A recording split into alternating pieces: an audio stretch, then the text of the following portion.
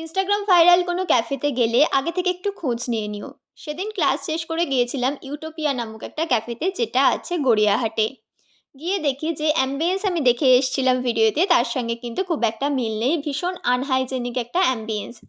দেন আমি প্রেফার করি ভিতরে বসাটাই, কিন্তু সেখানেও গিয়ে দেখি লাইটসের কোনো অ্যারেঞ্জমেন্টই নেই। প্রায় 45 মিনিটস পর আমাদের কাছে আমাদের খাবারটা আসে, অ্যান্ড এই খাবারটা পুরোটাই খারাপ ছিল। রাইসের কোয়ালিটি দেখো ভীষণ খারাপ, আর চিকেনটা থেকে লিটারেলি গন্ধ বেরিয়ে গিয়েছিল। এই খাবারটা দেখো দেখেই বোঝা যাচ্ছে খারাপ। দেন আমি অর্ডার করেছিলাম একটা ক্রিস্পি চিকেনের প্ল্যাটার, যেটার দাম ছিল 89 with cold drinks. Cold drinks তো প্রোভাইড করা হয়নি, ওরা বলে যে ওদের কাছে নেই। আর এই ক্রিসপি চিকেনের দাম নেওয়া হয় 207 টাকা। যখন আমরা বলি তখন আমাদের বলে কম্বো ছিল না বলে ওরা নাকি আলাদা করে বেশি করে প্রোভাইড করেছে। ঠিক এরকমই স্ক্যাম হয়েছিল।